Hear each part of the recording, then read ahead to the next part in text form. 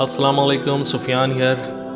میرا آپ سے ایک سوال ہے، ہم جا کہاں رہے ہیں؟ ہم معاشرتی طور پہ بالکل فیل ہو چکے ہیں۔ سوسائڈ کی اتنی نیوز آ رہی ہیں ہر جگہ پر، آپ اپنے ارد گرد آپ دیکھنا شروع کریں تو آپ کو میڈیا میں، آپ کے رشتہ داروں میں، آپ کے محلے میں یا دور دراز محلے میں، آپ کے شہروں میں ہی کہیں نہ کہیں آپ کو سوسائڈ کی خبریں دکھنے لگیں گی۔ یہ ویڈیو بنانے کا میرا صرف ایک ہی مقصد ہے کہ کچھ آپ کو سمجھاؤں اور کچھ آپ سے سمجھوں کہ ہم نے دراصل اسلام نے ہمیں اتنا پیارا نظام اس کے اوپر دیا ہوا ہے، معاشرتی نظام کے اوپر، کہ اسلام کا نظام اگر ہم صحیح طریقے سے امپلیمنٹ کریں تو انشاءاللہ یہ ساری برائیاں ہی ختم ہو جائیں گی، مگر ہم نے امپلیمنٹیشن ہی غلط کر دی ہے۔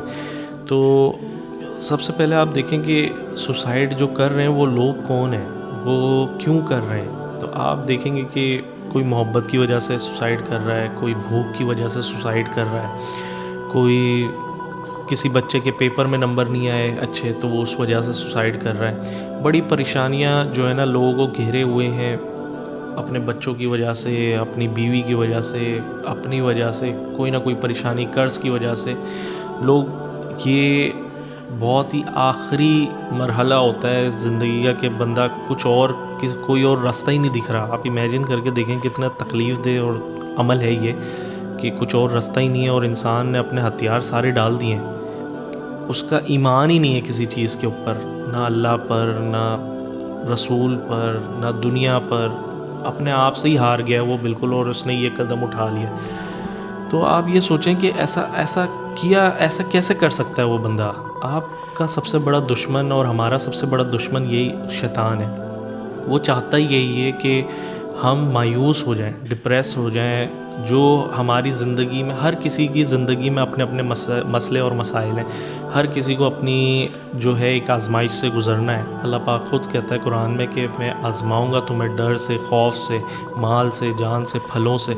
تو آپ کے اوپر آزمائش تو آنی ہی ہے، قرآن میں بول دیا ہے کہ آزمائش تو آنی ہے۔ اب آپ نے ایمان رکھنا ہے اللہ پہ۔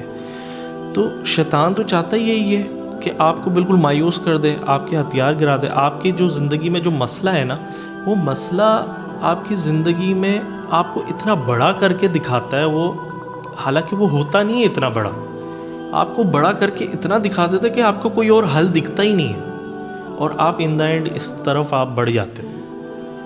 آپ دیکھیں کہ اسلام میں بڑی سختی سے ہمارے پیارے رسول صلی اللہ علیہ وسلم نے فرمایا ہے، حدیث صحیح بخاری کی حدیث ہے 1365 میں، جس میں ہمارے پیارے رسول صلی اللہ علیہ وسلم فرماتے ہیں کہ جو شخص خود اپنا گلا گھونٹ کر جان دے ڈالتا ہے وہ جہنم میں بھی اپنا گلا گھونٹتا رہے گا۔ آپ امیجن کریں کہ وہ، آپ سوچیں کہ آپ کے ساتھ بڑا ہی غم، بڑا ہی دکھ آپ کے اوپر جو ہو رہا ہے وہ دنیا میں کسی کے اوپر نہیں ہو رہا ہے جب بھی بندہ یہ کرتا ہے نا۔ مگر آپ تھوڑا سا سوچو تو کہ آپ نے جو اب کرنے جا رہے ہو اس کے بعد تو کچھ اور ہوگا ہی نہیں، آپ یہی کرتے رہو گے دوزخ میں۔ دوزخ کے اپنے عذاب تو ہوں گے ہی الگ سے، اور آپ نے سوچو کہ جس طرح سے آپ اپنے آپ کو مارنے جا رہے ہو، آپ پنکھے پر اپنی رسی کو لٹکا کے گلے میں باندھ رہے ہو، آپ کود رہے ہو، لٹک رہے ہو اور اپنی گردن توڑ رہے ہو، اسی طرح سے آپ بار بار کنٹینیوسلی کرتے رہو گے۔ اللہ آپ کو پھر زندہ کرے گا، پھر آپ دوبارہ ایسے ہی ہوگا، بار بار یہ کنٹینیوسلی چلتا رہے گا، کوئی تعداد نہیں ہے اس کی، ان لمیٹڈ ہے۔ بڑی سختی سے یہ بول دیا گیا ہے۔ یہ نہیں ہے کہ وہ مفلس تھا، بڑا معصوم تھا، آپ جو بھی ہو، معصوم ہو، مفلس ہو، آپ بھلے سے نیک ہو، پرہیزگار ہو، مگر اگر آپ نے یہ عمل کر لیا تو آپ کے سارے جو اعمال تھے وہ ایک طرف، اور آپ ڈائریکٹ جہنم میں ہی جاؤ گے بھائی۔ اس لیے انسان بن جاؤ، تھوڑا ہوش کے ناخن لو، اپنے آپ کو اتنا اکیلا نہیں سمجھو، اللہ سے ڈرو، کیونکہ اللہ پہ بھروسہ رکھو۔ اللہ بڑا پیار کرنے والا ہے یار۔ اللہ پاک کسی کو، اللہ پاک خود فرماتا ہے قرآن میں سورہ بقرہ کی آخری آیت میں 286 میں کہ اللہ کسی شخص کو اس کی طاقت سے زیادہ تکلیف نہیں دیتا۔ اچھے کام کرے گا تو اس کو ان کا فائدہ ملے گا، برے کام کرے گا تو اسے اس کا نقصان پہنچے گا۔ تو آپ دیکھو کہ اللہ پاک آپ کو آپ کی طاقت سے زیادہ تو آزمائے گا ہی نہیں۔ یہ صرف آپ کے دماغ کا ایک وہم ہے جو شیطان آپ کے دماغ پہ حاوی ہوا ہے، اور آپ نے اپنے ہتھیار چھوڑ دیے، آپ بالکل مایوس ہو گئے ہو۔ آپ مایوسی کفر ہے، صحیح۔ تو بس یہ میرے بھائی میری بہن، آپ تھوڑا اپنے آپ پہ حوصلہ رکھو، اپنی پریشانیوں کا حل نماز میں ڈھونڈنے کی کوشش کرو، تہجد پڑھو، قرآن شریف کی آیت نمبر 286 سورہ بقرہ کی تلاوت کرو، ترجمے کے ساتھ پڑھو، انشاءاللہ اللہ پاک آپ کے لیے بہتر کرے گا۔ اللہ پاک آپ جب بول دیا اللہ نے کہ بھائی طاقت سے زیادہ آزمائے گا ہی نہیں، تو نہیں آزمائے گا، اس چیز پہ یقین رکھو، ورنہ اگر کرو گے تو پھر تیار ہو جاؤ۔ صحیح بخاری کی جو حدیث ہے 1365 میں، اس میں سیدھا سیدھا فرما دیا کہ بھائی جان یہ کرو گے تو یہی کرتے رہو گے، آپ پہ اوپر یہی عذاب بار بار ہوتا رہے گا جہنم میں۔ تو سیدھی سی بات ہے، ٹو دا کلیئر پوائنٹ ہے۔ اب اس کے بعد میں ذمہ دار بن کے تھوڑی جرت کر کے میں آپ سے سوال کرتا ہوں کہ جو لوگ ہیں، آپ کے رشتہ دار ہیں، دوست احباب ہیں، آپ کو پتہ ہے کہ وہ کس حال میں ہیں، آپ کے پڑوسی کس حال میں ہیں؟ کیا آپ کبھی ان سے ملتے ہو، صلاح مشورہ کرتے ہو، آپ کبھی پوچھتے ہو کہ ان کا حال چال کیا ہے؟ یا آپ کی اور ہماری ذمہ داری ہے، اگر یہ سوسائڈ کرنے والا سوسائڈ کر لیتا ہے اور وہ آپ کا رشتہ دار، دوست احباب یا محلے دار نکل آتا ہے، تو یہ ذمہ داری ہماری ہے، یہ پوچھ گچھ اللہ ہم سے کرے گا کہ وہ کیوں بھوک کی وجہ سے مر گیا تھا۔ تو اس لیے ہم پہ بہت بڑی ذمہ داری ہے کہ یہ معاشرتی نظام کو ہم تھوڑا بہتر بنانے کی کوشش کریں، ہم اپنی جو زکوٰۃیں بنتی ہیں وہ ہم ان کو دیں جو کہ واقعی ضرورت مند ہیں، اپنے رشتہ داروں کا خیال رکھیں۔ خود ہم کروڑ کی گاڑی میں گھوم رہے ہوں گے، کروڑوں کی گاڑی میں، مگر ہمارا رشتہ دار بھلے سے 1000 روپے کو بھی ترس رہا ہوگا نا، ہمیں پرواہ ہی نہیں ہے، ہم اس کے یہاں جائیں گے بھی کیوں؟ کیونکہ وہ ہمارے لیول کا نہیں ہے۔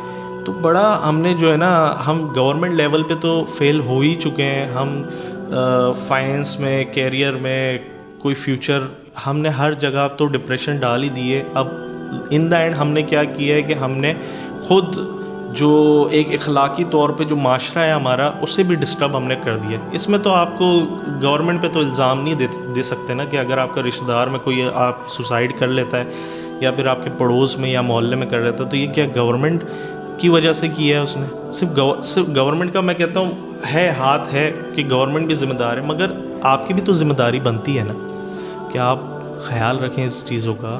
آپ کے کچھ کرنے سے کیا پتہ بہت کچھ ہو جائے۔ اسی طرح سے جو ہے آپ دیکھیں کہ ہم جب گزرتے ہیں روڈوں پہ، ہم بیٹھتے ہیں ہوٹلوں پہ، تو مانگنے والے بڑے آتے ہیں، ہم وہاں پر 10-20 روپے دیتے ہیں مانگنے والوں کو، اور ہم سمجھتے ہیں کہ ہم نے جو ہے نا بہت بڑا احسان کر دیا، ہم نے اپنا صدقہ ادا کر دیا، ہم نے کھانا کھلا دیا کسی بھوکے کو اور ہم نے صدقہ ادا کر دیا، بھلے سے ہمارا رشتہ دار، ہمارا پڑوسی جو ہے وہ مایوس ہوا ہو۔